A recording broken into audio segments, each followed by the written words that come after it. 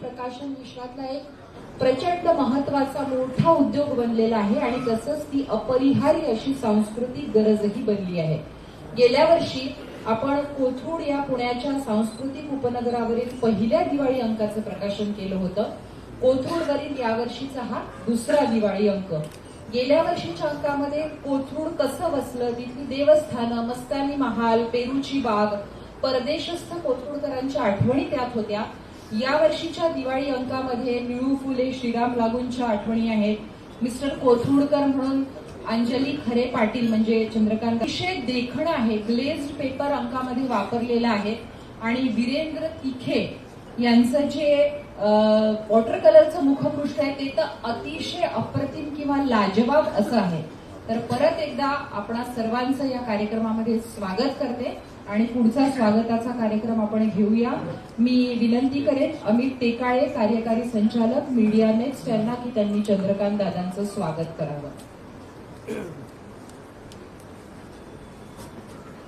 आपण मेनका प्रकाशनातर्फे प्रकाशित केले जाणारे सर्व दिवाळी अंक माहेर, जत्रा, शतायुषी, मेनका हे देतो आहेत आणि स्वागत करतोय।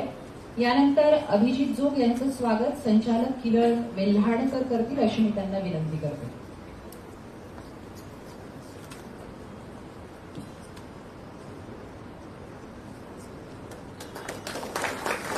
डॉक्टर रुपाली शिंदे फर्ग्युसन महाविद्यालयाच्या मराठी भाषा प्रमुख त्या उपस्थित आहेत, त्यांचं स्वागत अमित टेकाळे करतील अशी मी त्यांना विनंती करते।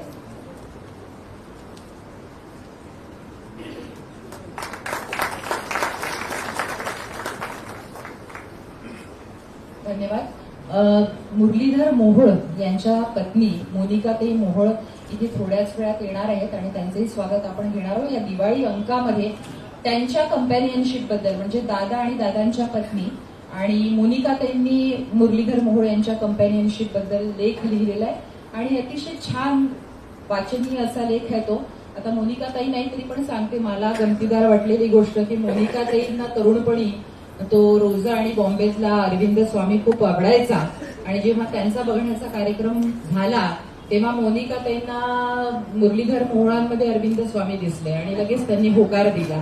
अशा काही गमतीदार गोष्टी पण त्याच्यामध्ये सांगितलेल्या आणि दादांच्या पत्नी अंजलीताईंनी एक महत्वाची गोष्ट सांगितली आजच्या काळामध्ये धडाधड डिव्होर्स होत असताना की किती वेळ मिळतो, तर ते म्हणजे 24 तास नाही, आपण 24 मिनिटं जरी मिळाले तरी पुरेसे आहे, पण इतकं अंडरस्टँडिंग त्या दोघांमध्ये आहे, तर जरूर वाचावा सर्व दृष्टीने असा अंक आहे। यानंतर थोडंसं मेनका प्रकाशनाबद्दल सरांना प्रास्ताविकाला सांगण्यापूर्वी काळाच्या पुढे असणाऱ्या पुरोगामी विचारांच्या पुरुषोत्तम विष्णू तथा पोवी बेहरे यांनी 1960 साली मेनका मासिकासह मेनका प्रकाशनाची सुरुवात केली। कालांतरानं माहेर आणि जत्रा या नियतकालिकांचा जन्म झाला। वपू काळे, पुभा भावे, शना नवरे या आणि अशा अनेक प्रथितयश साहित्यिकांचं प्रेम मेनका प्रकाशनाला लाभत गेलं। 2010 मध्ये मीडिया नेक्स्ट या माध्यम क्षेत्रातील कंपनीने मेनका प्रकाशनाची सूत्र हातात घेतली आणि त्यात काल सुसंगत बदल केले। अनेक खासगी कंपन्या, माध्यम समूह, राजकीय पक्ष, नेते यांना व्यावसायिक सेवा देत असतानाच मीडिया नेक्स्टच्या हातून मराठीची ही सेवा घडते आहे। मंचावर उपस्थित असलेले ज्येष्ठ पत्रकार अभय कुलकर्णी मीडिया नेक्स्ट आणि मेनका प्रकाशनाचे व्यवस्थापकीय संचालक आहेत, तर त्यांचे सहकारी अमित टेकाळे आणि किरण वेल्हाणकर पूर्णवेळ संचालक म्हणून काम पाहतात। आजच्या कार्यक्रमाच्या अनुषंगाने एक गोष्ट आवर्जून सांगावीशी वाटते की मेनका प्रकाशनाचा प्रवास सुद्धा पेठ ते कोथरूड असा झालेला आहे। 5 वर्षांपूर्वी सदाशिव पेठेतून मेनका प्रकाशन हे कोथरूडमध्ये स्थलांतरित झालं। मी विनंती करते अभय सरांना की त्यांनी प्रास्ताविक करावा।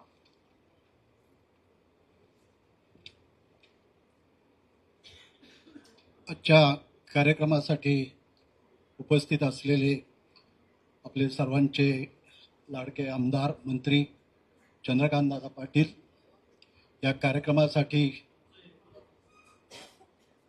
आवाज येतोय? आता येतोय? हॅलो, येतोय आता? या कार्यक्रमासाठी असणारे आमचे प्रमुख पाहुणे, ज्येष्ठ लेखक आणि ब्रँड तज्ञ अभिजित जोग, आमच्या जुन्या सहकारी आणि फर्ग्युसन महाविद्यालयाच्या प्रोफेसर डॉक्टर रुपाली शिंदे.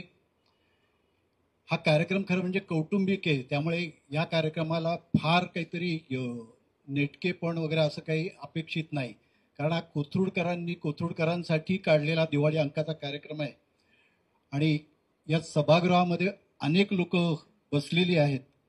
त्यांचा सुद्धा उल्लेख सगळ्यांचा करायचा म्हटलं तर मला सगळं लाईनीनी करावं लागेल, त्यामुळे सर्व मान्यवरांचं मी इथं स्वागत करतो मेनका प्रकाशनच्या वतीने.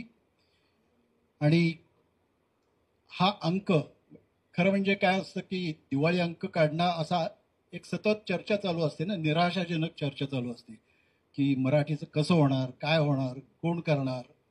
पण तशी काही परिस्थिती नाही, एवढं मी तुम्हाला आत्मविश्वासाने सांगू शकतो.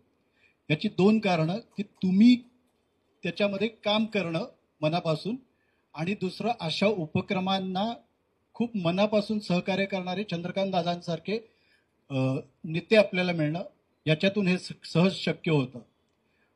म्हणजे कोणत्याही चांगल्या कल्पनेमागे खणखणीतपणे उभं राहायचं, हा दादांच्यातला जो लोभस गुण आहे, त्याचा मला असं वाटतं अनुभव आपण कोथरूडमधल्या सगळेच जण घेत असतील, याच्याबद्दल माझ्या मनामध्ये शंका नाही. तर त्यामुळे मी दादांचं एक आभार मानण्यापेक्षा कृतज्ञ राहणं पसंत करतो. कोथरूडचा दिवाळी अंक हा दुसरा दिवाळी अंक आहे. म्हणजे गेल्या वर्षी ती कल्पना आली आणि त्यावेळा असं लक्षात आलं की या भागामध्ये प्रचंड पोटेन्शियल आहे, आणि इथं आपण कोथरूड जेव्हा म्हणतो तो कोथरूड म्हणजे सगळा विधानसभा मतदारसंघ आहे. आणि हा कोथरूड विधानसभा मतदारसंघ डोळ्यासमोर ठेवत असताना गेल्या वर्षी तो संबंध सगळा स्मरणरंजनातला अंक होता, त्यामुळे कोथरूडकरांना तो मनापासून आवडला. प्रश्न असा होता की दुसऱ्या वर्षी आपण काय करणार, याच्यात काही शिल्लक राहील का.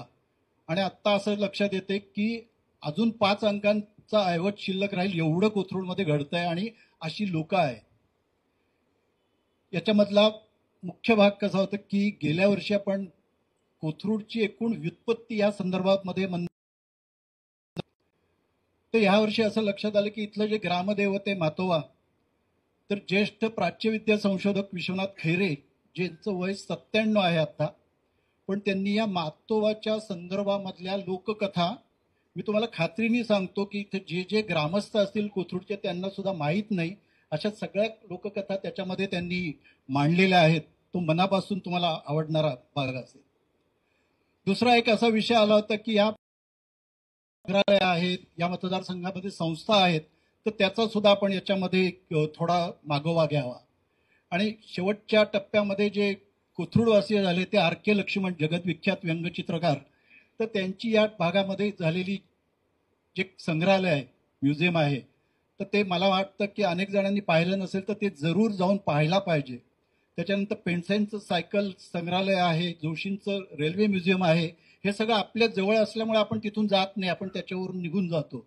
तर ते हे मुद्दाम दिले की हा अंक तुमच्याकडे कोणीही आलं आणि कोथरूडमध्ये काय पाहायला पाहिजे, तर हा अंक तुम्हाला 100% उपयोगी आहे. त्याच्यातला शिक्षण संस्थांचा विषय घेतला आहे आणि त्याच्यातला आणखी एक मुद्दाम उल्लेख करायला पाहिजे. हा उल्लेख यासाठी आहे की 4 महिन्यापूर्वी पाकिस्तानचं जे सिंदूरच्या संदर्भात कंबरडं मोडलं, तर यासाठी वापरली जाणारी जी सगळी शस्त्रास्त्र होती त्याचं सगळं संशोधन आपल्या भागामधल्या संस्थांमध्ये होतं. आणि या संस्थांची माहिती आपल्याला ज्येष्ठ शास्त्रज्ञ डॉक्टर काशीनाथ देवधर यांनी करून दिलेली आहे, तर त्यांचे सुद्धा मी मनापासून आभार मानतो. त्याच्यानंतर उल्लेख झालेलाच आहे की निळू फुले आणि श्रीराम लागू हे दोघेही जे नटसम्राट आहेत ते कोथरूडवासीय होते, आणि त्यांच्या संदर्भात त्यांच्या मुलींनी याच्या संदर्भात लिहिलेलं आहे. दीपा श्रीराम यांनी त्यांच्या संदर्भात लिहिलेलं आहे. आणखी एक मुद्दा उल्लेख करायला पाहिजे, आणि तो उल्लेख म्हणजे कोथरूडमध्ये जेवढी मेट्रो आल्यानंतर क्रांती झाली, एवढीच मोठी क्रांती आणि महत्वाचं काम जर कोणी केलं असेल तर ते कोथरूडचा कचरा डेपो हलवणारे दंडवते काकांनी केलं आहे. आणि त्या दंडवते काकांची मुलाखत आपण घेतलेली आहे आणि दंडवते काकांना आपण बोलवलेलं आहे. वय वर्ष 89 आहे फक्त त्यांचं, पण ते तिथे येऊन बसलेले आहे. आणखी एक विषय असा होता की कोथरूडकरांचा आणि राष्ट्रीय स्वयंसेवक संघ यांचा संबंध जो आहे तो खूप जिव्हाळ्याचा आहे. आत्मीयतेचं नातं आहे. आणि आपल्या कोथरूडमध्येच वास्तव्य करत असणारे आपले डॉक्टर अनिरुद्ध देशपांडे संघाचे अखिल भारतीय कार्यकर्ते आपल्याला म्हणजे आपल्या सगळ्यांचेच मार्गदर्शक आहेत. त्यांनी संघाची शताब्दी असल्यामुळे प्रवास, संघाची वाटचाल आणि पुढच्या काळात संघाचा एकूण पुढचा ध्येय काय राहील या संदर्भात सविस्तरपणे बोलले आहे. आणि ही मुलाखत मला सरांनी दिली याच्याबद्दल मी त्यांचं सुद्धा मनापासून आभार मानतो. आणखी एक म्हणजे कोथरूडचं सांस्कृतिक विश्व आहे ना, ते मोहरून टाकणार आहे. आणि त्याची भुरळ अनेकांना पडली आहे. ती अशी भुरळ पडलेल्यांमध्ये एक आमचा मित्र विनायक पाचलक, जो थिंक बँकचं चॅनल चालवतो, आपण त्याचे अनेक जण त्याचे पाहत, तो 12-13 वर्षापूर्वीच कोथरूडमध्ये आला, पण तो कॉलेजच्या जीवनापासून कोथरूडशी संबंधित होता. आणि त्यांनी एक तटस्थपणे कोथरूडमधलं सांस्कृतिक वैभव याच्या संदर्भात लिहिलेलं आहे. आमचे मिलिंद गाडगिळे, म्हणजे आपल्याला सगळ्यांना माहिती की वैशालीचा कट्टा अनेकांना माहीत आहे, पण कोथरूडनी स्वतःचा एक किमया नावाचा कट्टा सुद्धा तयार केला की जिथं तुम्ही गेलात तर तुम्हाला सगळे सांस्कृतिक क्षेत्रातले, राजकीय क्षेत्रातले, सामाजिक क्षेत्रातले अनेक लोक तिथं भेटतात. आणि त्यामुळे या कट्ट्या संदर्भामध्ये आमचे मिलिंद गाडगिळे यांनी तिथं त्याच्यात लिहिलेलं आहे, तर तेही आवर्जून वाचण्यासारखं आहे. त्याच्यानंतर आणखी एक मुद्दा सांगायला पाहिजे, म्हणजे सकाळचे माजी संपादक आणि ज्येष्ठ पत्रकार मल्हार आरणकल्ली, तेही आपले कोथरूडवासी आहेत. आणि त्यांना जेव्हा असं म्हणलं की तुम्ही लिहा, तर त्यांना स्वतःलाच 50 वर्षापूर्वीचं पत्र लिहिलं. आणि मग या 50 वर्षात कोथरूड कसं बदलत गेलं याचा छान आढावा त्यांनी घेतलेला आहे, तर तो सुद्धा एक वाचण्यासारखा आहे. त्याच्यानंतर वर्षा गजेंद्रकरांनी कथा लिहिलेली आहे. त्याच्यानंतर आमचे एक मित्र निखिल खैरे, म्हणजे ते असेच आहेत की बारामतीवरून इकडं पुण्यात वास्तव्याला आले आणि कोथरूडमध्ये आले. आणि अतिशय सटीक शब्दात त्यांनी कोथरूडवासियांना जे चिमटे घेतलेले आहेत ते मला असं वाटतं वाचताना तुम्हाला सुद्धा गुदगुल्या झाल्याशिवाय राहणार नाही अशी माझी खात्री आहे. आणखी एक सुभाषचंद्र जाधव आपल्याकडे आजचे कोथरूडमधले ज्येष्ठ चित्रपट पत्रकारिता करतात की ज्यांची 25 पुस्तकं झाली. आणि या निमित्ताने आम्ही त्यांची मुलाखत सुद्धा याच्यात घेतलेली आहे, तर ते आज या कार्यक्रमाला आलेले आहेत. त्याच्यानंतर आणखी एक मुद्दा उल्लेख करायला पाहिजे की कोथरूडकरांना मंगेश तेंडुलकर हे व्यंगचित्रकार माहीत आहेत. ते आता हयात नाहीत, पण त्यांची आपण व्यंगचित्र आमच्या आर्काईव्हमध्ये असणारी ती मुद्दाम या कोथरूडच्या अंकामध्ये आम्ही टाकलेली आहेत आणि ती तुम्हाला सगळ्यांना आवडतील याच्याबद्दल माझ्या मनात शंका नाही. आणखी एक असा विषय होता की कोथरूडचं एकूण सगळ्या म्हणजे सांस्कृतिक जे विश्व आहे त्या विश्वामध्ये आणखी एक आमचे डॉक्टर उदय कुलकर्णी आहेत की जे डॉक्टर उदय कुलकर्णी यांनी इतका अभ्यास केला आहे आणि त्यांनी 8 पुस्तकं लिहिलेली आहेत. आणि या 8 पुस्तकांमधली ती त्यांनी सगळीच्या सगळी पुस्तकं मराठा साम्राज्याचा इतिहास जगभरात जावा यासाठी इंग्रजीतून लिहिलेली आहेत, तर त्यांचं मला मनापासून कौतुक करायला पाहिजे.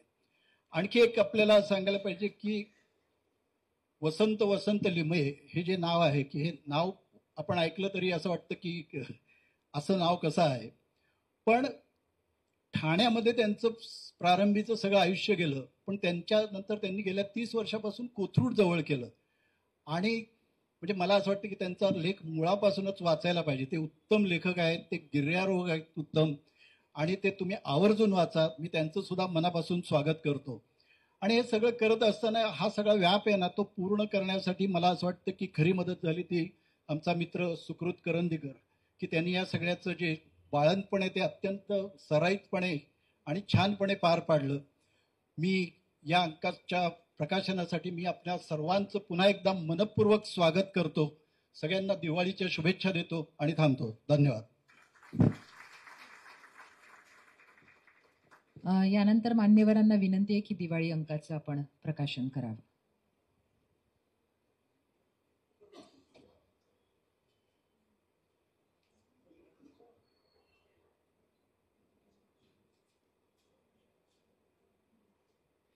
अतिशय देखणं आणि सुंदर मुखपृष्ठ वीरेंद्र तिखे यांनी वॉटर कलर मध्ये केलेलं.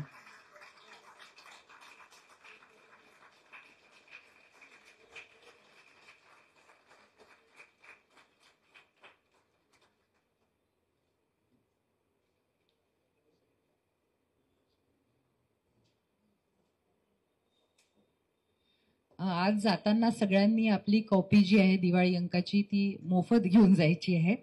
यानंतर अभय सरांनी पण नंतर सुद्धा मोफतच आहे ती.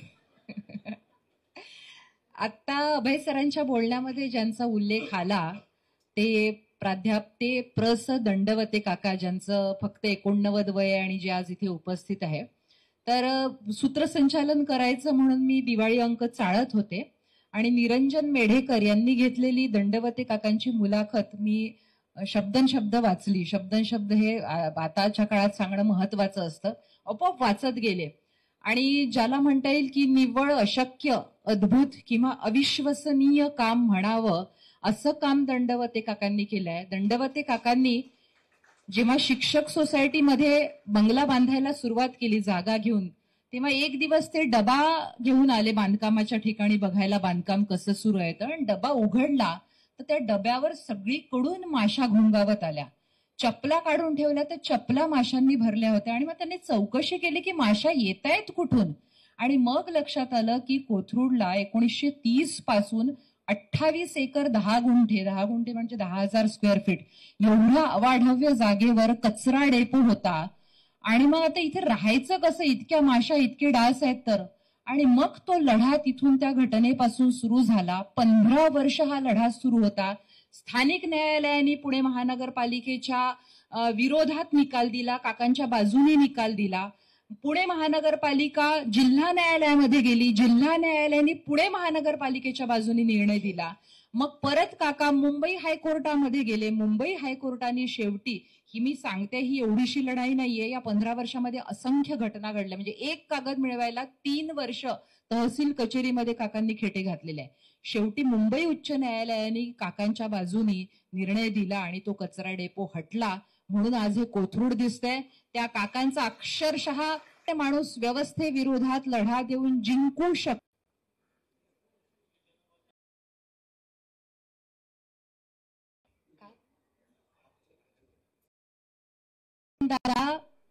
आज हातातलं घड्याळ घालून देणार आहेत, तसा सत्कार करणार आहेत. आपण एकदा जोरात टाळ्या वाजवूया काकांसाठी.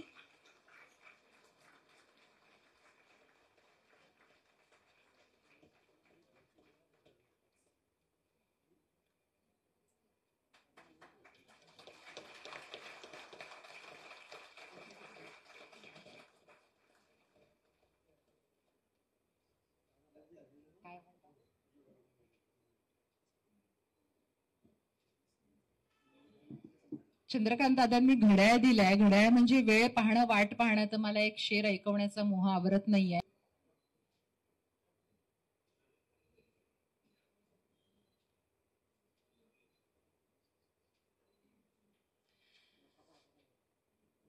कोथरूड मधल्या ज्येष्ठ नागरिकांसाठी चंद्रकांत दादांनी एक अतिशय वेगळा उपक्रम केलेला आहे. 60 वर्षांच्या पुढच्या भूगावला निसर्ग छाया नावाच्या एका रिसॉर्टची निर्मिती केलेली आहे. त्यामध्ये पहिले 2 दिवस कुठलेही वृद्ध नागरिक किंवा जोडपं असेल तर 2 दिवस त्यांना स्टे हा मोफत असतो आणि नंतर अत्यंत माफक दरामध्ये राहण्याची आणि जेवणाची व्यवस्था असते. गाण्याच्या भेंड्यांपासून वेगवेगळे खेळ की जेणेकरून वृद्ध महिला असतील त्यांना माहेर उपलब्ध व्हावं, ही पण त्याच्यामध्ये संकल्पना आहे. कारण 60व्या वर्षी आई वडील गेलेले असतात, माहेर नसतं. तर 2 वर्ष झाले हा उपक्रम सुरू करून आणि या उपक्रमाचं वैशिष्ट्य म्हणजे गेल्या 2 वर्षात 18,500 पेक्षा जास्त 60 वर्षावरील वृद्धांनी त्याचा लाभ घेतलेला आहे.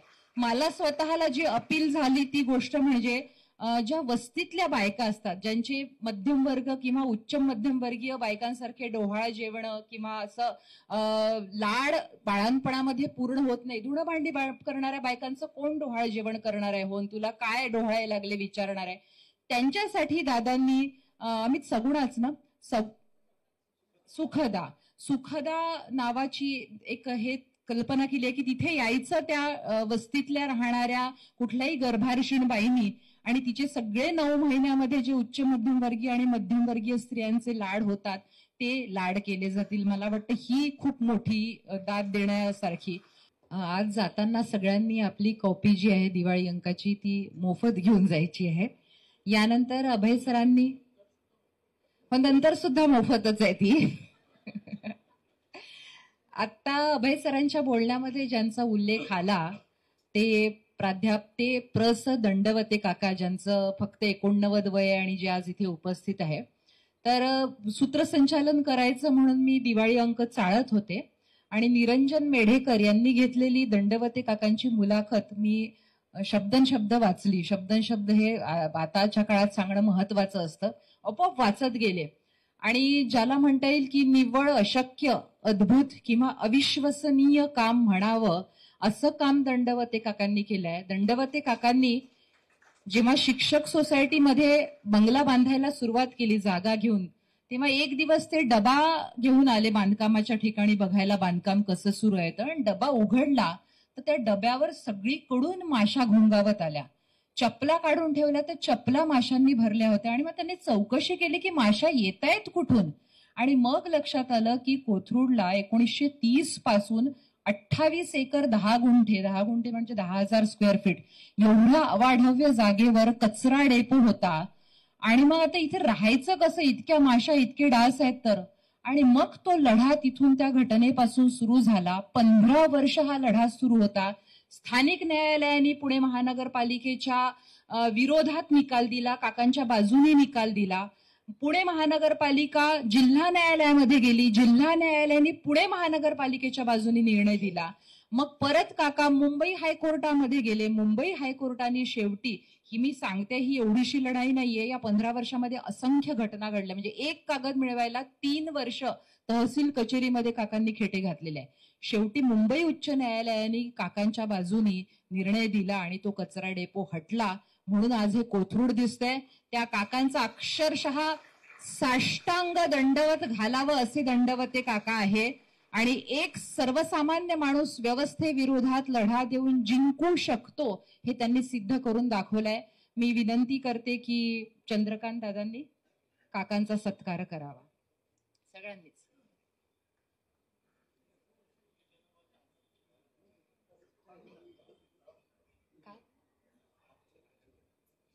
चंद्रकांत दादा आजोबांना, काकांना खास स्वतःच्या हातातलं घड्याळ घालून देणार आहेत, तसा सत्कार करणार आहेत. आपण एकदा जोरात टाळ्या वाजवूया काकांसाठी.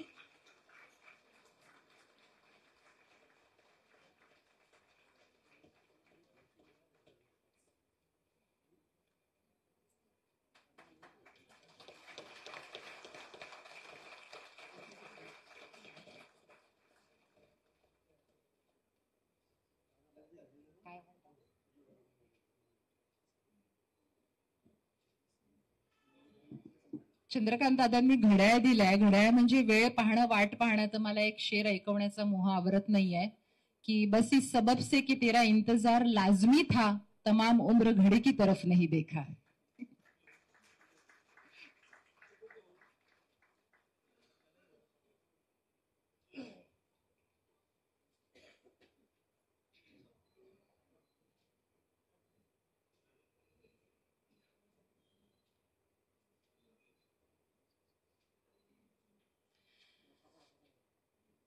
कोथरूड मधल्या ज्येष्ठ नागरिकांसाठी चंद्रकांत दादांनी एक अतिशय वेगळा उपक्रम केलेला आहे. 60 वर्षांच्या पुढच्या भूगावला निसर्ग छाया नावाच्या एका रिसॉर्टची निर्मिती केलेली आहे.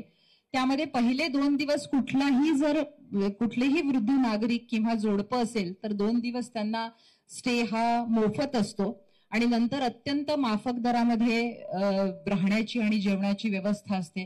गाण्याच्या भेंड्यांपासून वेगवेगळे खेळ की जेणेकरून वृद्ध महिला असतील त्यांना माहेर उपलब्ध व्हावं, ही पण त्याच्यामध्ये संकल्पना आहे. कारण 60व्या वर्षी आई वडील गेलेले असतात, माहेर नसतं. तर 2 वर्ष झाले हा उपक्रम सुरू करून आणि या उपक्रमाचं वैशिष्ट्य म्हणजे गेल्या 2 वर्षात 18,500 पेक्षा जास्त 60 वर्षावरील वृद्धांनी त्याचा लाभ घेतलेला आहे. मला स्वतःला जी अपील झाली ती गोष्ट म्हणजे ज्या वस्तीतल्या बायका असतात, ज्यांचे मध्यम वर्ग किंवा उच्च मध्यमवर्गीय बायकांसारखे डोहाळ जेवण किंवा असं लाड बाळांपणामध्ये पूर्ण होत नाही. धुणं भांडी करणाऱ्या बायकांचं कोण डोहाळ जेवण करणार आहे, होऊन तुला काय डोहाळे लागले विचारणार आहे. त्यांच्यासाठी दादांनी अमित सगुणाच ना, सुखदा नावाची एक हे कल्पना केली आहे की तिथे यायचं त्या वस्तीतल्या राहणाऱ्या कुठल्याही गर्भारशीण बाईंनी आणि तिचे सगळे 9 महिन्यामध्ये जे उच्च मध्यमवर्गीय आणि मध्यमवर्गीय स्त्रियांचे लाड होतात ते लाड केले जातील. मला वाटतं ही खूप मोठी दाद देण्यासारखी. आणि दादा, पुणेकरांना, कोथरूडकरांना तुमचं काम माहिती आहे, पण आज मी ज्याची विटनेस आहे आणि बाहेर तुमच्या कामाची कशी चर्चा होते ते मला इथे सांगायला आवडेल.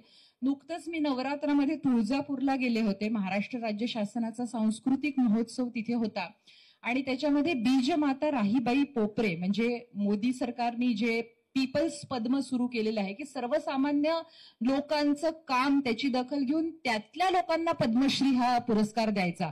तर राहीबाईंच्या पोपरेंच्या जे पारंपरिक बीज आहे, वाण आहे, त्यांच्या 154 याला पेटंट मिळालंय, रजिस्ट्रेशन झालंय आणि 200 त्यांनी शोधून काढलंय.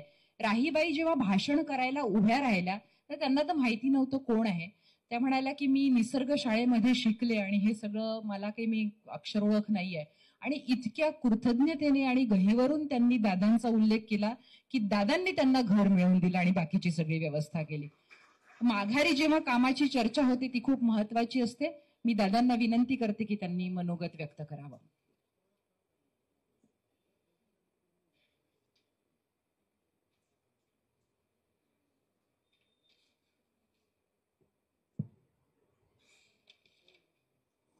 गेल्या वर्षी आपल्या सगळ्यांची परिचित सकाळचे माजी संपादक डायरेक्ट कसं सोडलं सकाळ मला काही कळत नाही.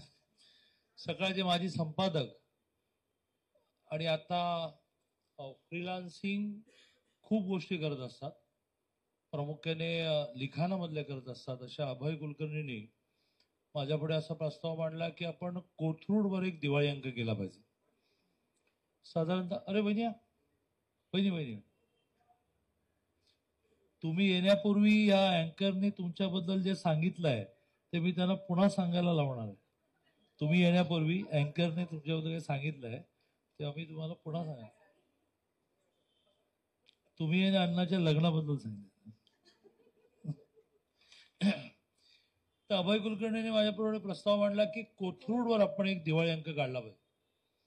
साधारणतः मी माझ्या कळायला लागल्यापासूनच्या जीवनामध्ये, म्हणजे कळायला लागलं त्यावेळेला मी गिरणी कामगाराचा मुलगा होतो, ते आता मी महाराष्ट्रातल्या विविध खात्यांचा मंत्री आहे.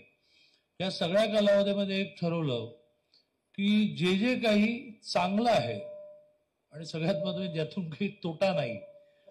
कोणी म्हणाला की मला मारामार करायची तर मदत करशील म्हणून नाही, मी नाही करणार. तर जे काही चांगलं आहे, ज्याच्यात काही तोटा नाही, त्या सगळ्याला आपल्या परीने आपण सपोर्ट केला पाहिजे. तर परी हा शब्द कुठून आला माहिती नाही, पण परी म्हणजे आपली जेवढी ऐपत आहे, आपली जेवढी क्षमता आहे, आपली जेवढी कुवत आहे, तर तो मदत केला पाहिजे. मग जेव्हा कळायला लागलं त्यावेळेला गिरणी कामगाराचा मुलगा होतो, तरी पण त्यावेळीची माझी जी परी होती, म्हणजे माझी जी ऐपत होती, त्यातून मी काही गोष्टी करायचो. तर करता करता करता ती स्थिती वाढली. 45 वर्षाचा माझा सामाजिक जीवनाचा विद्यार्थी परिषद, संघ आणि बीजेपी असा प्रवास जो झाला, त्यात हजारो लाखो लोक असे निर्माण झाले की ज्यांना मी सांगू शकतो, म्हणजे माझी आर्थिक स्थिती नसेल त्यांना सांगू शकतो की हे करायचं आणि तुम्ही जरा करा. आणि त्यामुळे मी निर्णय केला की जे समोर येईल त्याला हो म्हणायचं. आजचंच एक उदाहरण सांगावं की न सांगावं असं माझ्या डोक्यात चालू असतं, म्हणजे संभ्रम आहे. क्लासिकल डान्स, शास्त्रीय नृत्य, यात गेले 2-3 वर्ष मी जोडला गेलो. प्रामुख्याने भरतनाट्यम, कथ्थक वगैरे. खूप मोठ्या प्रमाणात कलाकार या शहरामध्ये क्षमाताई भाटेंपासून सगळे राहतात. तर त्यांना मी असं प्रॉमिस केलं की बा मी तुम्हाला एक केवळ क्लासिकल डान्सचं ऑडिटोरियम बांधून देईन. मग त्यावेळेला मी जिल्ह्याचा पालकमंत्री होतो, त्यामुळे लगेच मी नियोजन म्हणून 10 कोटी सँक्शन केले. मी शिक्षण मंत्री होतो, म्हणजे आजही आहे. मी विद्यापीठाला आग्रह धरला की तुमच्याकडे एवढी मोठी लँड आहे, एक 20 गुंठे जागा द्या. त्यांनी मान्य केलं आणि तेवढंच माझं पालकमंत्रीपद गेलं. म्हणताना माझ्याकडे नवीन जिल्हे आले. माझ्याकडे अमरावती आणि सोलापूर नावाचे पुण्यापासून अगदी जवळ असणारे जिल्हे आले. त्यातला अमरावतीत अगदी 10 मिनिटावर मी निघालो की लगेच पोचायचं. आणि मग सोलापूर थोडं कमी 2 मिनिटावर. त्यामुळे मग तो विषय मागे पडला. पण माझ्या डोक्यात तो विषय होता आणि मग आता पालकमंत्री नसताना आपण जिल्हा नियोजनमधून कुठून पैसे काढून देणार, म्हणून म्हटलं की नाही, पण ते करायचं आणि विद्यापीठाने जागा देऊन त्याची सुरुवात व्हायची आहे. त्यात मी एका मित्राला असं म्हटलं की प्रोजेक्ट असा ठरलाय की कोणीतरी ते बांधून विद्यापीठाला द्यायचं आणि मग विद्यापीठाने हा जो नृत्याशी संबंधित खूप मोठा ग्रुप आहे त्यांना ते चालवायला द्यायचं, हे तुम्ही चालवावं. तर मी त्याला असं म्हटलं की बा याचे पैसे तू आता खर्च कर आणि आपण काही ना काही लोकांकडून मागू. लोकांकडून कशाला मागू म्हणाल, काय ती अमाऊंट म्हणा, तर काय ती अमाऊंट म्हणजे ती अमाऊंट त्याला काय ती आहे. तर तो म्हणाला की ते काय लोकांकडून मागून नको, मी ते करेन, उद्या परवापासून आपण कामाला सुरुवात करू. अशी हा माझा मित्र जो आहे त्याला फार नाही वर्षाला 78 कोटी रुपये पगार आहे आणि भारतातला हायेस्ट सॅलरी विड्रॉ करणारा आहे. त्यामुळे तो म्हणाला की काय अमाऊंट आहे बोमला, तू सांगतो लोकांकडून, उद्यापासून सुरू करू. तर अशी माणसांची संपत्ती गोळा झाल्यामुळे अभय कुलकर्णींसारख्याने एखादा प्रस्ताव मांडला की करो, आणि गेल्या वर्षी तो केल्यानंतर तो खूपच क्लिक झाला. म्हणजे विदेशात राहणाऱ्या कोथरूड घरांपर्यंत तो अंक गेला. इथे चितळेंकडून आणि पुन्हा गडग्यांकडून असं आलं की बा इथले काही अंक आमच्याकडे द्या, आमचा ग्राहक जाताना आम्ही त्याला देऊ. आणि किंमत त्याची त्याही वेळेला नव्हती, आजही नाही, उद्याही नसेल. त्याप्रमाणे तो प्रत्येकाला भेट म्हणून दिला गेला. मग यावर्षी पुन्हा जेव्हा अभयजी म्हटलं, पण अभयजीने म्हटलं की गेल्या वेळेच्या अंकात बऱ्यापैकी कोथरूड आलाय. ते म्हणाले कोथरूड आलाय, परंतु अजून एक 5 अंक काढता येतील एवढं मटेरियल माझ्याकडे आहे, असं असेल तर तुम्ही काढा. तर ह्यावेळेला गेल्या वेळेच्या अंकामध्ये कोथरूड संबंधी खूप माहिती आल्यानंतर आता काय राहिलं असेल याची मला खूप उत्सुकता होती. स्वाभाविकपणे प्रकाशनाच्या आधी आम्हाला ज्यांना भाषण करायचं त्यांना वाचायला परवानगी असते, बाकी ज्यांना प्रकाशन झाल्यानंतर परवानगी असते. त्यामुळे सकाळपासून मी त्याच्यातली 3-4 म्हणूया लेख किंवा मुलाखती वाचल्या आणि मी धक्क झालो. म्हणजे देवळू फुलेंच्या मुलीने जे स्वतःच्या आठवणी लिहिल्या आहेत ते ऐकता ऐकता मला काही लक्षातच येईना की अरे काय कोथरूड म्हणजे काय आहे, काय केवढी माणसांची खाण आहे. मग अण्णा आणि वहिनीने लिहिलेले त्यांच्या आठवणी सगळ्या वाचल्या. देशपांडे सरांचा संघावरचा लेख वाचला आणि लक्षात आलं की खरंच त्यांच्याकडे 5 नाही 25 अंकापुरतं मटेरियल आहे. त्यामुळे पुढचे 25 वर्ष आपल्याला अंक काढायला काही अडचण नाही. असा कोथरूडचा दुसरा दिवाळी अंक या ठिकाणी प्रकाशित होतोय. त्या प्रकाशनाच्या कार्यक्रमाला व्यासपीठावर उपस्थित माननीय अभिजित जोग, ख्यातनाम लेखक आणि ब्रँड अभ्यासक डॉक्टर रुपालीताई शिंदे, मराठी भाषा विभाग प्रमुख रविसन महाविद्यालय, स्वतः अभयजी, अमित टेकाळे, किरण बेलांकर, सुकृत करंदीकर. अभयजी म्हणाले ते बरोबर आहे, जो मला नेहमीच अनुभव अलीकडे येतो आहे की व्यासपीठावर राजकीय क्षेत्रामध्ये गेल्यामुळे आम्हाला घ्यायला काही पर्यायच नसतो, नाही तर कार्यक्रमाचा जो संचालक असतो तो अडचणीत येईल. त्यामुळे राजकीय नेता म्हणून आम्ही व्यासपीठावर आणि आमच्या शतपटीने मान्यवर सगळे समोर बसलेले असतात. ते बोलतानाही बऱ्याच वेळेला संकोच असतो, सांभाळून पण बोलायला लागतं की काही चुकीचा शब्द जावा नाही. असे देशपांडे सरांपासून खूप उपस्थित मान्यवर बंधू आणि भगिनींनो, अभयजींनी अंकामध्ये काय आहे अतिशय सविस्तर सांगितलं आहे आणि त्यातून आपल्याला लक्षात येतं की आपण किती संपन्न भावविश्वामध्ये जगतो. हे एक मोठं भावविश्व आपल्या सगळ्यांचं आहे की इथे हे होतं, तिथे ते होतं, मग हे इथे राहायचे, ते तिथे राहायचे. आणि अतिशय समाधान वाटणारी स्थिती ही अंकातून आपल्याला उलगडत जाते. आणि त्यामुळे अभयजी आणि त्यांच्या सहकाऱ्यांचं मी खूप मनापासून अभिनंदन करतो. का हे सगळं चाललं आहे याचा सुरुवातीला मी उल्लेख केला की प्रत्येकानेच आपल्याला जे शक्य आहे त्याच्यातून खरं म्हणजे संस्कृती संवर्धन कसं होईल, सगळा म्हणून समाज आनंदाने सुखाने कसा पुढे जाईल असा आपापल्या परीने प्रयत्न केला पाहिजे असं मला वाटतं.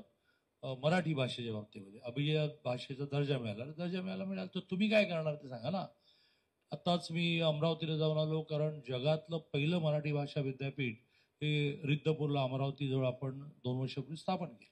हे जगातलं पहिलं मराठी भाषा विद्यापीठ आहे. जगात कुठेही मराठी भाषेची युनिव्हर्सिटी नाही. तर मला त्याचा खूप अभिमान आहे, आनंद आहे की आपण शिक्षण मंत्री म्हणून करू शकलो. तर परवा त्यांनी एक अद्भुतच कार्यक्रम केला की म्हणजे आपण काय काय माहिती करून घेणार. नव्याने मला असं कळलं की अभिजात भाषेचा मराठीला दर्जा मिळाला, पण त्याच्या आधी आणखीन 10 भाषांना मिळाला भारतातल्या. मला तर सागर नवीनच होतं, तुला माहिती असेल, तू भरपूर वाचतोस.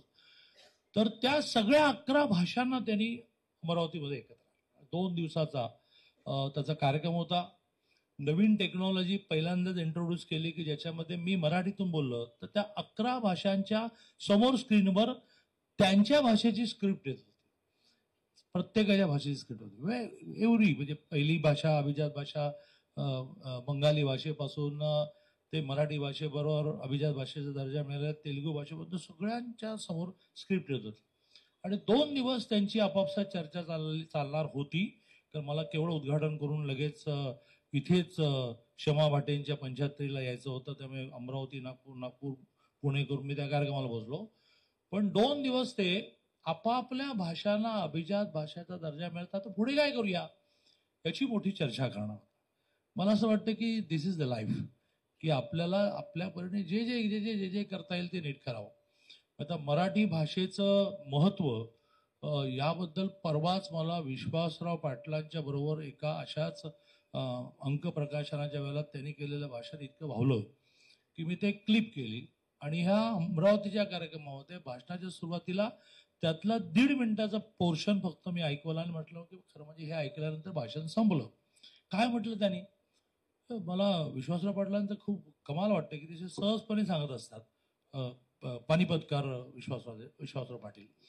विश्वासराव असं म्हणाले की ह्या देशातल्या कुठल्याही गावाच्या दलित वस्तीमध्ये आपण गेलो, शहराच्या मध्यवर्ती भागामध्ये गेलो तर, म्हणजे दलित वस्तीमध्ये तर नक्की, पण शहराच्या कुठल्याही मध्यवर्ती भागात गेलो तर डॉक्टर बाबासाहेब आंबेडकरांचा पुतळा आपल्याला मिळणारच.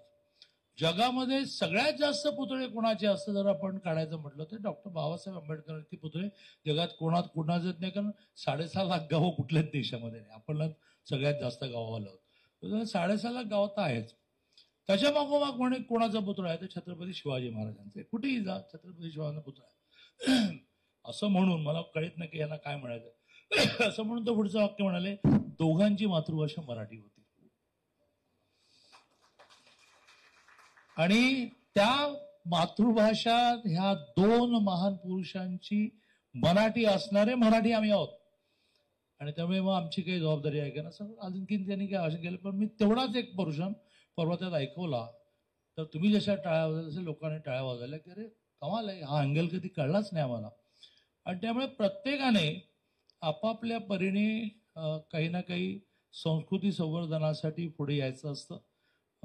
अभय कुलकर्णी त्यांच्या बाजूने क्रिएशन करतात, आमच्या बाजूने त्यांना ते पब्लिश करण्यासाठी सपोर्ट केला पाहिजे.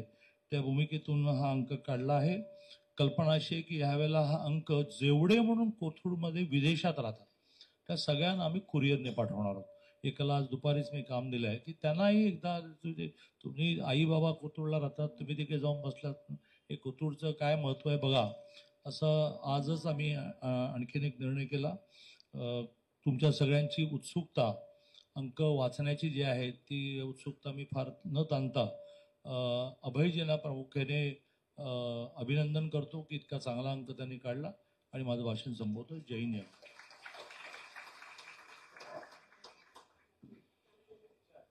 मोनिकाताई मुरलीधर मोहोळ इथे उपस्थित आहे, आपण त्यांचा पहिल्यांदा सत्कार घेऊया.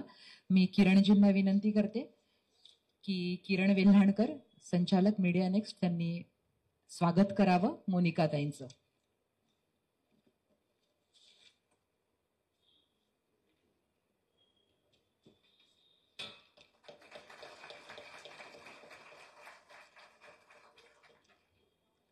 दादांनी आग्रह केला, कारण मोनिका ते अनुपस्थित होत्या तुम्ही तेव्हा, तर ती आठवण सांग म्हणाले. तर मग अशी म्हटल्याप्रमाणे त्यांचा आणि मुरलीधर मोहोळ यांच्या सहजीवनावरचा मिस्टर कोथरूडकर आहेत त्यांचे पती, तर तो लेख आहे.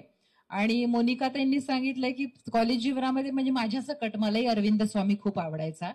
तर जेव्हा पाहायला आले कांद्या पोह्याचा कार्यक्रम झाला, चहा पोह्याचा, तेव्हा अरविंद स्वामींसारखे दिसले मुरलीधरजी आणि म्हणून तुम्ही तात्काळ होकार दिला शिवाय याच्यात असंही म्हटलंय की मुरलीधरजी तुम्हाला नेहमी म्हणतात की नॉनव्हेज तुझ्यापेक्षा जास्त चांगलं करू शकतो, पण आजपर्यंत एकदाही केलेलं नाहीये. तुमच्या आणि मुरलीधरजींच्या सहजीवनाबद्दल 1-2 मिनिटं ऐकायला, अंकाबद्दल पण ऐकायला जरूर आवडेल. कारण राजकीय नेत्याची पत्नी होणं ही खायची गोष्ट नाहीये. खूप कन्सिडरेशन आणि अंडरस्टँडिंग लागतं. मोनिकाताई.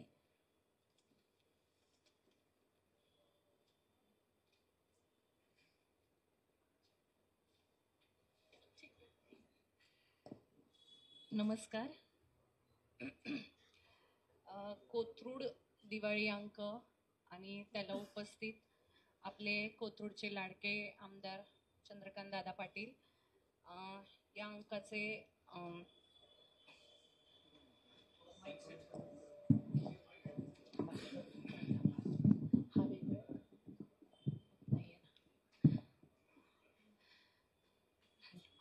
कोथरूडचे लाडके आमदार चंद्रकांत दादा पाटील, तसेच या अंकाचे लेखक प्रकाशनकार अभय सर, अभिजित जोग सर, तसेच रुपालीताई शिंदे आणि सुकृत दादा, माझी मैत्रीण वसुंधरा काशीकर आणि जवळपास सगळेच प्रतिष्ठित नागरिक आणि भारतीय जनता पार्टीचे सगळेच नगरसेवक आहेत, पदाधिकारी आहेत, सगळ्यांना नमस्कार. अभय सर माझ्याकडे आले आणि त्यांनी सांगितलं आपल्याला असा असा अंक प्रकाशित करायचा आहे, तुम्ही मला मुलाखत सांगा. मी म्हटलं मुलाखत म्हणजे काय सांगायचं नेमकं? तर म्हणले तुमच्या सहजीवनाचा प्रवास सांगायचा. आणि त्यांनी विचारलं मला, मी म्हटलं मला असं प्रवास वगैरे वर्णन नाही करतायत, तुम्ही मला प्रश्न विचारा, मी त्याच्यावर उत्तर देते. कारण मी आजपर्यंत कसलीच मुलाखत वगैरे अगदी 2-3 वाक्य दिली असेल, पण असं पहिल्यांदाच माझ्या बाबतीत तरी घडतंय. त्यांनी विचारलं 23 वर्षाचा प्रवास. तर या पुस्तकात सगळं लिहिलेलंच आहे, पण एक छोटीशी गोष्ट सांगते की माझं लग्न झालं तेव्हा हे राजकारणामध्येच होते. 23 वर्ष झाली आमच्या लग्नाला. यांचं स्थळ आलं आणि मला पहिल्यांदाच हे रोजा पिक्चर त्यावेळेस आला होता मला वाटतं. आणि हे सेम माझ्या तरी दृष्टीनं अरविंद स्वामी सारखे दिसत आहेत, म्हणून मी त्यांना म्हणलं की अरविंद स्वामी सारखे ते दिसतात आणि तेव्हाच ते मला आवडले. त्यांनाही कदाचित मी आवडले असेल म्हणून इथपर्यंत सगळं चालू आहे. पण राजकारणात ते असताना बायकांना खूप कॉम्प्रोमाइज करावं लागतं. मी त्यांना सांगितलं मी कधी अपेक्षाच ठेवली नाही कसली. जे जे सरळ आलं, जे जे जगता आलं ते जगले. माझ्यासाठी तेच खूप सुंदर बनून राहिलं. म्हणजे माझ्या ह्याची व्याख्या असेल की राजकारणी माणसं बायकांना वेळ देत नाही. दादा बरोबर आहे का नाही? पण मी अपेक्षाच ठेवली नाही की तुम्ही मला इकडे न्या, तुम्ही मला असं करा, तुम्ही मला वेळ द्या.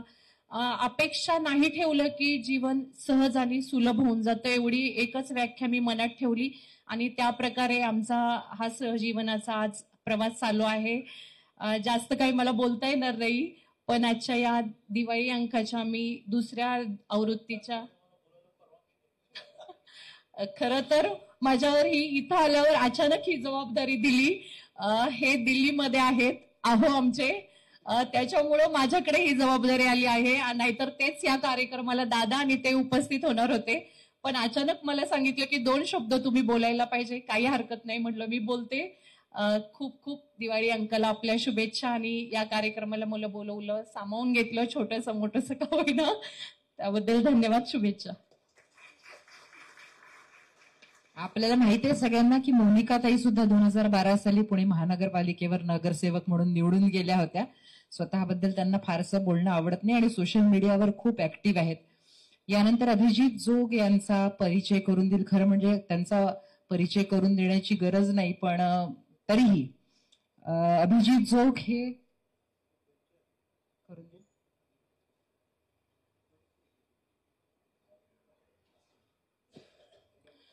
रुपालीताईंचं भाषण आपण घेतोय. आधी प्राध्यापक डॉक्टर रुपाली शिंदे, मराठी विभाग प्रमुख, 1997 पासून फर्ग्युसन महाविद्यालय पुणे येथे मराठी विषयांचं अध्यापन करीत आहेत आणि संत कवयित्री स्त्री साहित्य सदानंद मोरे यांचे साहित्य हे त्यांचे प्रमुख अभ्यास विषय आहेत. बहिणी फडकती ध्वजा संत बहिणाबाई यांचं चरित्र 2019 साली त्यांनी लिहिलं. तैसी मुक्ताबाई आम्हामधी हे 2025 साली त्यांनी पुस्तक लिहिलं आणि सदानंद मोरे यांच्या ग्रंथावरील समीक्षा पुस्तकं त्यांनी लिहिली आहे. मी विनंती करते त्यांनी त्यांचं मनोगत व्यक्त करावं.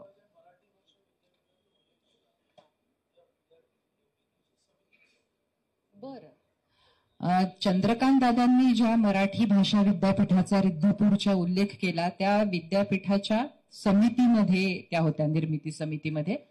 रुपाली ताईंना विनंती.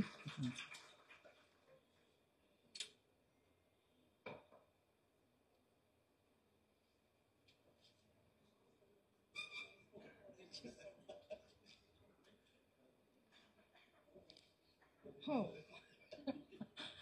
नमस्कार. व्यासपीठावरील मान्यवर चंद्रकांतदादा पाटील, अभिजित जोग आणि सकाळचे ज्यांचं सकाळ वृत्तपत्रापासून ज्यांचा आणि माझा विशेषतः स्नेह आहेत ते अभय कुलकर्णी, या दिवाळी अंकाचे संपादक सुकृत खांडेकर, मोनिकाताई करंदीकर, मोनिकाताई. पहिल्यांदा या अंकाचं प्रकाशन झालं असं मी जाहीर करते. त्याचप्रमाणे या आत्ता सभागृहामध्ये बरेच ज्येष्ठ श्रेष्ठ उपस्थित आहेत, त्यामुळं भाषण करताना आपली परीक्षा आहे की काय असं वाटतंय. दिवाळी अंकाचं म्हणजे दिवाळी अंक आणि तो काढणं हा जो भाग आहे मराठी भाषेशी संबंधित असणाऱ्या दोन महत्वाचे ज्याला आपण वाङ्मयीन घटना म्हणूयात, त्या ज्या इतर भाषांमध्ये नाही आहेत. ती पहिली म्हणजे साहित्य संमेलन. महाराष्ट्रामध्ये अनेक साहित्य संमेलनं होतात, अशी साहित्य संमेलनं इतर भाषांमध्ये होत नाहीत. आणि त्याबरोबर दुसरी महत्वाची जी वाङ्मयीन आपली म्हणजे संस्कृतीतला दुसरा महत्वाचा भाग म्हणजे दिवाळी अंक हा आहे. आणि दिवाळी हा शब्द जर आपण पाहिला, त्या दिवाळी शब्दाचा विचार जर आपण केला तर एखादी गोष्ट अतिशय विपुल प्रमाणात आणि आनंद साजरा करणं याच्याशी संबंधित आहे.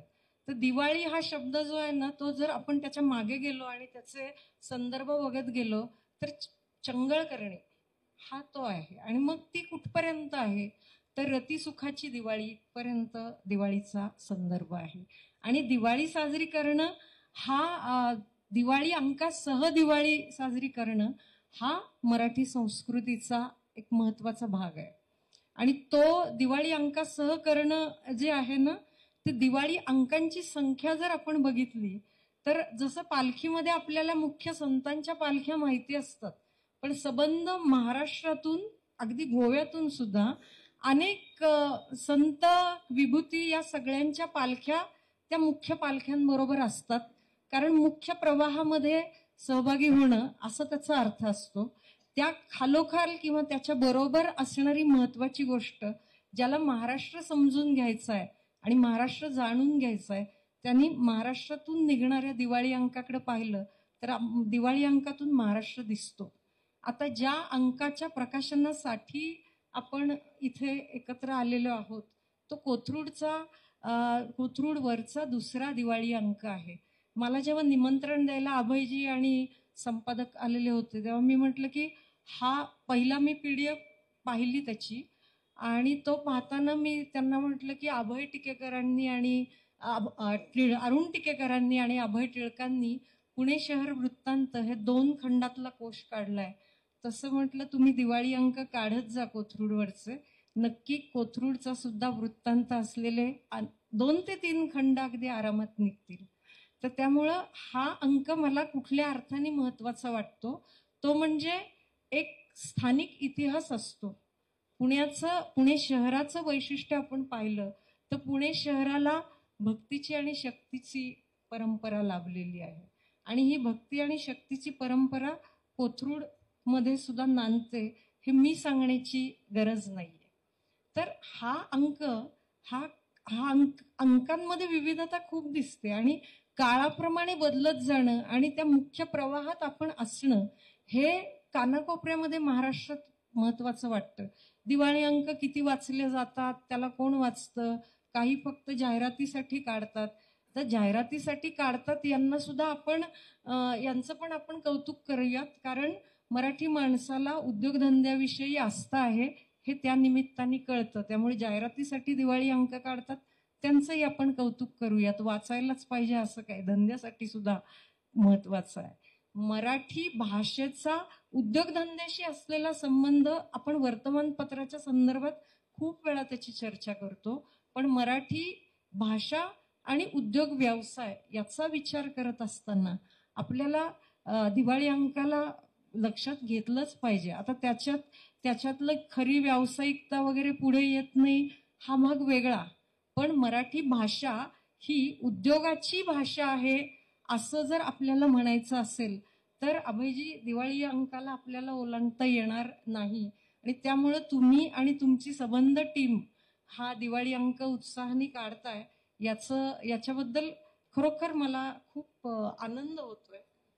आता या अंकाविषयी, अंकात काय आहे तर तो जसा सिनेमाचा ट्रेलर असतो ना तसा तो अभयजींनी सांगून टाकलेला आहे. पण मला त्यातल्या मला हा अंक पहिल्या वर्षीचा हा तो इतिहास सांगणारा होता, पण हा दुसरा अंक मला विशेष महत्वाचा असा वाटतो की विशेषतः करोना नंतर पुणे शहरामध्ये रिडेव्हलपिंग हा शब्द सारखा, रिडेव्हलपमेंट आणि जुन्या झालेल्या सगळ्या इमारती पाडणं आणि नवीन उभारणं, तर आपला काळ जतन करणं.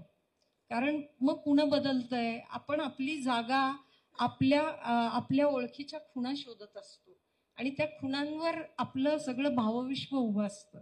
त्यामुळे अभयजी हा जो अंक आहे तो मला असं वाटतं की हा निसटून जाणारा जो काळ आहे तो काळ कुठेतरी चिमटीत पकडण्याचा आणि त्याला शब्दबद्ध करून त्याला चिरस्वरूपात जपून ठेवण्याचा प्रयत्न तुम्ही करताय.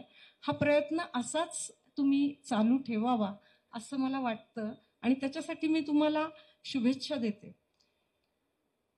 या अंकाची मांडणी, या अंकामध्ये लिहिलेले लेख वगैरे या सगळ्याच्या बाबतीत ह्या सगळ्याचा एकूण विचार करायचा झाला तर तो कसा करता येईल, तर तो म्हणजे इथं आता दादांच्या सहचारिणी आहेत, मोनिकाताई पण आहेत, त्यांचे लेख म्हणजे अंक काल तुम्ही दिल्यानंतर मी रात्री 1.5-2 तास व्यवस्थित तो वाचून काढला.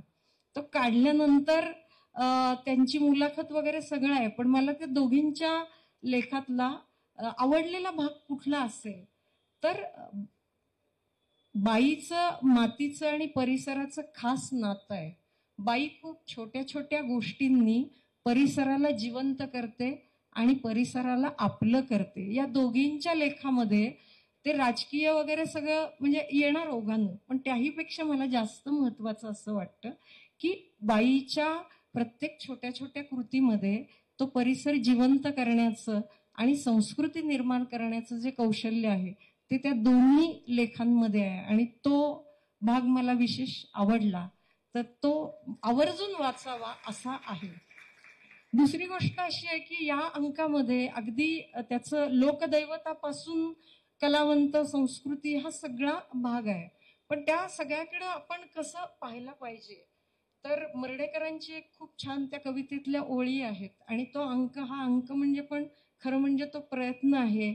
आम्हास आम्ही पुन्हा पहावे काढून चष्मा डोळ्यांवरचा. कोथरूडवरचा दिवाळी अंक हा आम्हास आम्ही पुन्हा पहावे असाच आहे आणि त्यामुळं तो सगळ्यांसाठी आहे. तो पुण्याबाहेरच्या अगदी परदेशात स्थायिक झालेल्या, बालपणी कोथरूडमधून मोठ्या होऊन गेलेल्या अशा सगळ्या नागरिकांचं पुनरावलोकन आहे, मागे वळून पाहणं आहे आणि आजचे आपण असे का आहोत याची उत्तरं मला वाटतं या दिवाळी अंकामधून आपल्याला मिळत जातात. हा दिवाळी अंक वाचताना मला आणखीन एक गोष्ट आठवली आणि ती बहुतेक आपल्यापैकी सगळ्यांना माहिती आहे की पारिजातकाच्या झाडाची आणि त्या सड्याची गोष्ट जी आहे ती सत्यभामेनं श्रीकृष्णाकडे हट्ट धरला पारिजातकासाठी आणि मग श्रीकृष्णानं इंद्राशी ती लढाई करून ते झाड मिळवलं आणि ते झाड लावलं सत्यभामेच्या दारात आणि मग पारिजात फुलला आणि फुलल्यानंतर त्याचा सडा मात्र रुक्मिणीच्या दारामध्ये पडला. सुवर्ण तुला नाटकामध्ये पारिजात अंगणी फुलला. आणि मग तो खेद झाला सत्यभामेला की दारात माझ्या झाड आहे पण सडा शेजारी पडलाय. मला असं वाटतं की कोथरूडच्या या दिवाळी अंकातून, दिवाळी अंकामुळे अशा प्रकारचे अंक, कारण पुण्याला एक प्रत्येक जागेला सांस्कृतिक इतिहास आहे, तर ही प्रेरणा ठरावी. आणि हा पारिजात आहे त्याचा सडा आता पुण्यातल्या इतर भागातही पडावा आणि त्याच्यातून आणखीन दिवाळी अंक निर्माण व्हावेत अशी मी आशा व्यक्त करते आणि थांबते. धन्यवाद. अतिशय सुंदर, म्हणजे मराठीच्या व्यासंगी प्राध्यापकाचं भाषण कसं असू शकतं त्याचं प्रत्यंतर रुपालीताईंच्या बोलण्यातून आलं. एक फार सुंदर वाक्य अभय सर रुपालीताई म्हणाला की निसटून जाणारा काळ चिमटीत पकडण्याचा प्रयत्न हा दिवाळी अंक करतो. आणि म्हणून मला म्हणजे एक आठवण अशी झाली, रुपालीताई मी चुकत नसेल तर G.A. कुलकर्णींचा जो पत्रसंग्रह आहे लिहिलेला, त्याच्यामध्ये बालकवींच्या मृत्यूबद्दल एक उल्लेख आहे की रेल्वेच्या अपघातामध्ये, तो अपघात होता की आत्महत्या होती, तर त्याच्यामध्ये असं म्हटलंय G.A. कुलकर्णींनी की बालकवींना जे दुःख झालं होतं ते माझं मन निबर होत चाललेलं आहे आणि संवेदना संपत चाललेलं आहे त्याचं दुःख होतं. मला असं वाटतं की दादांनी जो उल्लेख केला की हा दिवाळी अंक आम्ही कुरिअरनी परदेशामध्ये राहणाऱ्या कोथरूडकरांना, मुलांना पाठवणार आहोत, तर कनेक्ट माणूस शोधत असतो. कितीही पैसा कमवला, मोठा झाला, एका याच्यानंतर ते आकडे असतात, तर हा कनेक्ट शोधण्याचं आणि तो सापडून देण्याचं काम हा दिवाळी अंक करू शकेल असा विचार तुमचं भाषण ऐकताना माझ्या मनामध्ये आला. यानंतर आजचे आपले प्रमुख पाहुणे, प्रमुख वक्ते श्री अभिजित जोग यांचा परिचय आपणाला करून द्यायला निश्चितच आवडेल. अभिजित जोग हे नामवंत ब्रँड कन्सल्टंट असून त्यांचं ब्रँड नामा हे ब्रँडिंगवरील मराठीतलं पहिलंच पुस्तक अतिशय लोकप्रिय आहे. ब्रँडिंग आणि जाहिरात क्षेत्रामध्ये गेल्या 35 वर्षापासून ते कार्यरत असून अनेक नामवंत कंपन्यांसोबत त्यांनी काम केलं आहे. अभिजित जोग हे वक्ते आणि स्तंभलेखक या नात्यानं भारतीय संस्कृती आणि इतिहास याविषयी सातत्यानं भाषण आणि लेखन करत असतात. सामाजिक माध्यमांवर हेरिटेज फर्स्ट या पेजचं ते लेखन करतात आणि या पेजवर भारतीय संस्कृती आणि परंपरा याविषयीचा मजकूर आकर्षक स्वरूपामध्ये प्रकाशित केला जातो, प्रसिद्ध केला जातो. त्यांचे 4 बेस्ट सेलर पुस्तक आहेत. त्यातलं पहिलं पुस्तक असत्यमेव जयते हे भारताच्या इतिहासामध्ये कशी जागोजागी दिशाभूल करण्यात आली याचा पर्दाफाश करून खरा इतिहास सप्रमाण मांडतं. दुसरं पुस्तक आहे जगाला पोखरणारी डावी वाळवी, नावातच त्याचा तुम्हाला परिचय होईल की वामपंथी विचारसरणीचा मुळापासून आढावा या पुस्तकामध्ये घेतलेला आहे. आणि भारताची खरी ओळख या विषयावरील त्यांचं भारत सत्य, सत्व आणि स्वत्व हे पुस्तक प्रकाशित झालंय. मी विनंती करते अभिजितजींना त्यांनी त्यांचं मनोगत व्यक्त करावं.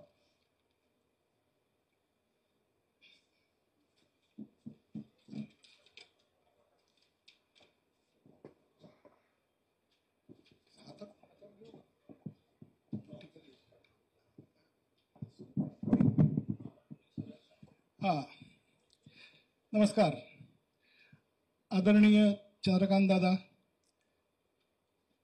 डॉक्टर रुपाली शिंदे, मोनिकाताई, माझे मित्र अभय कुलकर्णी आणि माझे फेसबुक मित्र सुकृत करंदीकर, आणि अर्थातच समोर बसलेले सगळे कोथरूडकर रसिक वाचक, ज्याच्यामध्ये अनेक मान्यवर आहेत. अर्थात प्रत्येक कोथरूडकर हा मान्यवर असतोच, पण त्यातलेही काही विशेष मान्यवर आज इथे उपस्थित आहेत. सगळ्यांना नमस्कार करतो. मित्र, आपल्याला असं वाटतं की पुणे हे एक शहर आहे, पण ते तितकंसं बरोबर नाही. मला असं वाटतं पुण्यामध्ये 3 शहर आहेत आणि त्याच्यामध्ये 3 प्रकारचे लोक राहतात. पहिला प्रकार म्हणजे पुणेआइट्स, जे कॅम्प, कोरेगाव पार्क, कल्याणी नगर या सगळ्या भागात राहतात आणि आपल्याला मराठी येत नाही याचा त्यांना अभिमान वाटतो. आता सहसा आपण एखादी गोष्ट आपल्याला येते याचा अभिमान बाळगतो, पण एखादी गोष्ट येत नाही याचा अभिमान कसा काय वाटू शकतो हे मला कळत नाही, पण तो पुणेआइट्सना वाटतो. आणि त्यांच्यापैकी कोणाला जर मराठी येत असेल तर ही गोष्ट कोणालाही कळू नये याचा ते आटोकाट प्रयत्न करतात. दुसरा प्रकार म्हणजे पुणेरी. आता हे कुठे राहतात हे सांगायची काही गरज नाही आणि त्यांच्याबद्दल काही बोलायची सुद्धा गरज नाही, कारण पु ल देशपांड्यांपासून सगळ्या मोठ्या मोठ्या साहित्यिकांनी त्यांच्याबद्दल एवढं लिहून ठेवलंय की त्याच्यात मी काय भर घालणार. पण तरी सुद्धा तिथले दुकानदार आणि तिथले हॉटेलवाले यांच्याबद्दल मात्र थोडंसं नक्कीच सांगायला पाहिजे, कारण की ती एक विलक्षण वेगळीच जमात आहे. म्हणजे आपण अनेक दुकानांमध्ये पाहिलं असेल, गांधीजींच्या नावावर खपवला जातो तो एक कोट की ग्राहक हा तुमच्या परिसरात येणारा सगळ्यात महत्वाचा माणूस आहे वगैरे असं काहीतरी त्याच्यावर लिहिलेलं असतं.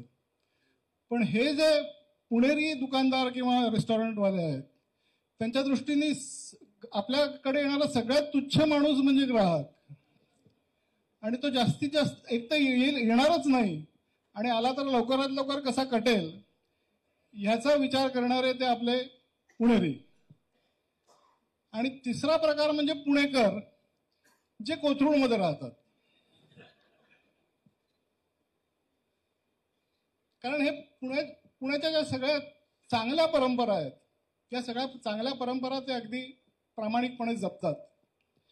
मी उदाहरणार्थ खवय्येगिरी ही पुण्याची एक परंपरा आहे आणि ती कोथरूडकरांनी किती चांगली जपली आहे हे आपल्याला सगळ्यांना माहितीच आहे. म्हणजे आपण जर किमया, समुद्र किंवा अभिषेक या रेस्टॉरंटमध्ये गेलो तर असं वाटतं की कोथरूडकर घरी स्वयंपाक करतात की नाही. तसेच मिसळ, वडापाव यासारखे अनेक जॉईंट्स कोथरूडमध्ये आहेत.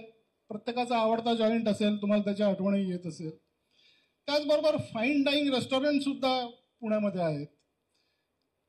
तर ही सगळी परंपरा पुण्याची जी आहे ती कोथरूडनी जपलेली आहे. दुसरी परंपरा म्हणजे नाटकाचं वेड. ते सुद्धा कोथरूडकरांनी अतिशय आवडीने जपलेलं आहे. इथे यशवंतराव चव्हाण ऑडिटोरियममध्ये सगळी आपल्याला प्रिय असलेली नाटकं होतात. तशीच द बॉक्समध्ये आधुनिक प्रायोगिक नाटकं सुद्धा होतात. या दोन्ही परंपरा कोथरूडनी जपलेल्या आहेत. तिसरी म्हणजे संगीताच्या मैफिली. या सुद्धा कोथरूडमध्ये खूप मोठ्या प्रमाणात होतात. आपल्याला माहिती आहे, शास्त्रीय संगीत असो, भावगीत असो, नाट्यगीत असो किंवा अगदी जॅझ बँड सुद्धा कोथरूडमध्ये आहेत. या सगळ्या परंपरा सुद्धा कोथरूडनी जपलेल्या आहेत. दिवाळी पहाट ही पुण्याची एक फार चांगली परंपरा आहे.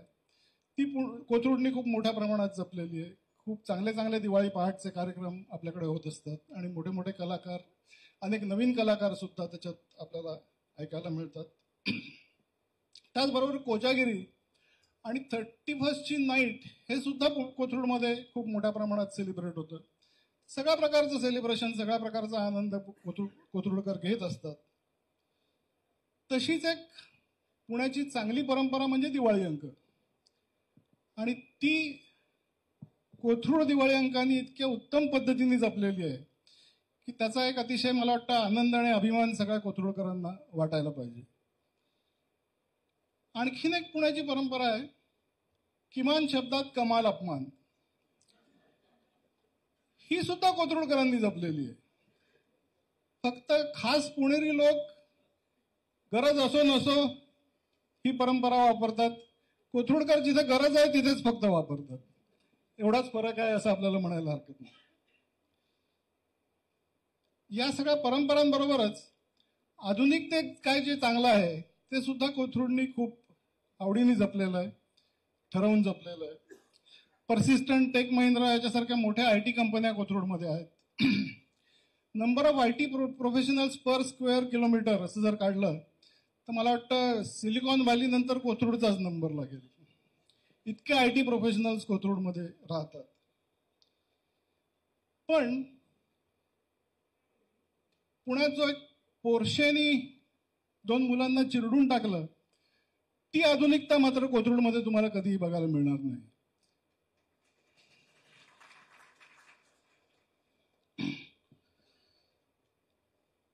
आता हा जो अंक आहे हा मी सुद्धा पूर्णपणे वाचला आणि अतिशय उत्कृष्ट अशा दर्जाचा हा अंक आहे. कोथरूडकरांच्या सुद्धा पसंतीला पडेल असा हा अंक निश्चित झालेला आहे असं मी म्हणू शकतो. विषयांचं वैविध्य, शैलींचं वैविध्य, दर्जेदार लेखन, हे सगळं याच्यात आपल्याला वाचायला मिळतं, बघायला मिळतं. मांडणी अतिशय उत्कृष्ट, सजावट अतिशय उत्कृष्ट. मी खरोखर कौतुक करावं तेवढं थोडं आहे. आणि म्हणूनच अभय कुलकर्णी आणि मीडिया नेक्स्टचे त्यांचे सगळे सहकारी यांचं मी अतिशय मनापासून अभिनंदन करतो की एक दर्जेदार अंक त्यांनी कोथरूडला दिलेला आहे. मला अभयजी असं म्हटलं होते की तुम्ही ब्रँड कन्सल्टंट आहात, तर कोथरूड ही एक ब्रँड आहे, तर त्याच्याबद्दलही तुम्ही थोडंसं सांगा. आता काय, ब्रँड म्हणजे ओळख, आणि कोथरूडची ओळख या अंकातनं सुद्धा आपल्याला प्रत्येक लेखातनं बघायला मिळते. अनेक वक्त्यांनी सुद्धा आता सांगितलं आणि आपल्या सगळ्यांना माहितीच आहे आपण कोथरूडकरच आहोत.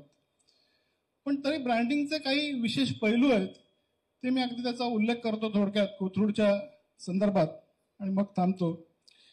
पहिला एक पैलू असा आहे की ब्रँड स्टोरी. प्रत्येक ब्रँडला काहीतरी एक स्टोरी असते आणि त्या स्टोरीनी तो ब्रँड ओळखला जातो, लोकांच्या लक्षात राहतो. तर कोथरूडची स्टोरी आहे जगातलं सर्वाधिक वेगानं वाढणारं उपनगर. ही अनेक वर्षांपासून एस्टॅब्लिश झालेली स्टोरी आहे आणि ती इतकी आता आपल्याला लक्षात बसलेली आहे की उपनगर म्हटलं की कोथरूडशिवाय दुसरं नावच आठवत नाही. नंतर येतात ब्रँड पिलर्स, कुठल्या स्तंभांवर तो ब्रँड उभा आहे. तर मला असं वाटतं कोथरूडचे ब्रँड पिलर्स आहेत उद्यम, उत्साह, उन्नती आणि संस्कृती.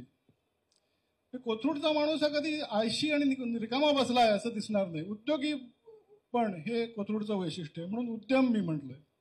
उत्साह, एक मरगळलेला, वैतागलेला असा माणूस सहसा कोथरूडकर तुम्हाला दिसणार नाही. त्याच्यामध्ये एक उत्साह असतो, जगण्याची ऊर्जा असते, रसिकतेने आयुष्य उपभोगण्याची इच्छा असते, त्यामुळे उत्साह.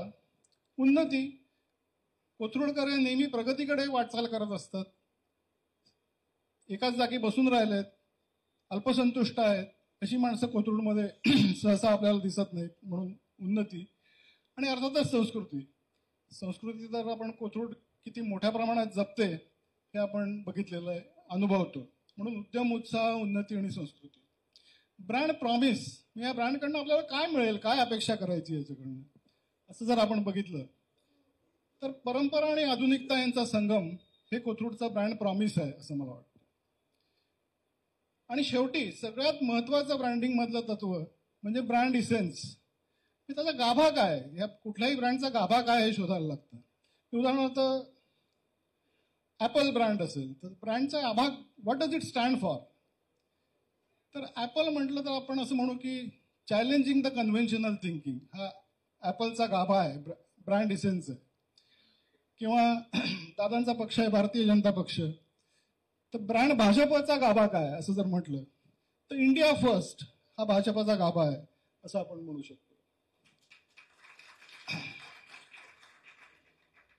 तसंच ब्रँड कोथरूडचा गाभा काय असं जर म्हटलं तर मला असं वाटतं की संपन्नता हा ब्रँड कोथरूडचा गाभा आहे. संस्कृती असो किंवा जीवनशैली असो, कोथरूडकर ती संपन्नपणे अनुभवतात, संपन्नपणे जगतात आणि त्यामुळे संपन्नता हा कोथरूडचा ब्रँड इसेन्स आहे असं आपण नक्की म्हणू शकतो.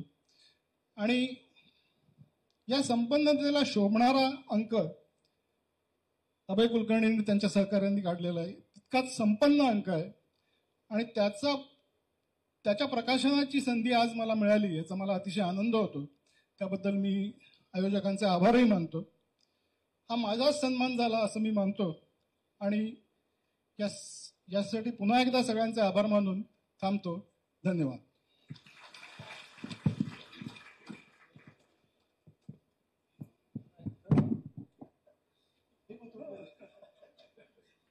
यानंतर कार्यक्रमाच्या आभार प्रदर्शनासाठी या देखण्या दिवाळी अंकाचे कार्यकारी संपादक सुकृत करंदीकर यांना मी विनंती करते, त्यांनी आभार प्रदर्शन करावं.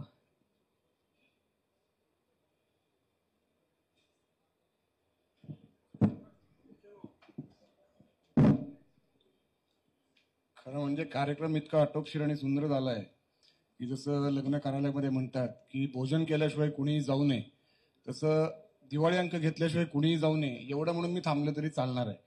पण आभार मानण्याची औपचारिकताही नाही आहे. मी आधी स्पष्ट करतो की खरोखर या तुम्ही सगळे इथं आलात त्यामुळे हा सोहळा आहे, तुम्ही सगळे आहात म्हणून ही रंगत आहे. त्यामुळे सगळ्यात पहिल्यांदा इथं उपस्थित राहिलेल्या प्रत्येकाचं मी मनापासून आभार मानतो की तुम्ही सगळे आवर्जून वेळात वेळ काढून या कार्यक्रमाला उपस्थित झालात आणि या कार्यक्रमाची रंगत वाढवली. त्याच्यानंतर दादांनी मगाशी 2 उल्लेख केले जातात आता की पुढचे 25 वर्ष कोथरूड दिवाळी अंक निघत राहणार आहे. आणि दुसरं ते असं म्हणाले की परदेशातल्या सगळ्या कोथरूडकरांना यंदा ते कुरिअरने अंक पाठवणार आहेत. तर या दोन्ही गोष्टी आमचा उत्साह वाढवणार आहेत. दादांचं मी मनापासून आभार मानतो की अशा चांगल्या उपक्रमाच्या मागे ते ठामपणे उभे राहतात आणि त्याच्यामुळं इतकं चांगलं काम आपल्याला करता येतं. दादांचा उत्साह असाच टिकून राहो. त्याच्यानंतर आता आपण दोघांची भाषणं ऐकली, त्याच्यामध्ये अभिजित जोग आणि एक प्राध्यापिका रुपाली शिंदे. तर या दोघांनी खरं तर खूप अतिशय रंजकपणे माहितीपूर्ण आपल्याला दिवाळी अंकांचं महत्त्व आणि कोथरूड ब्रँडबद्दल सांगितलं. या दोघांचेही मी आभार मानतो. आपल्या सूत्रसंचालिका वसुंधरा काशीकर यांचेही आभार मानतो. अंकाचं मुखपृष्ठ सजवणारे तिखे असतील किंवा चित्र काढणारे दीपक संगपाळ असतील.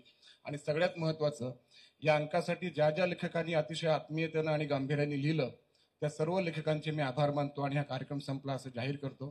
कृपया जाताना सर्वांना आठवणीने आपापला अंक घेऊन जावा आणि पुढच्या वर्षी आपण पुन्हा भेटूया. दिवाळीच्या सर्वांना शुभेच्छा. धन्यवाद.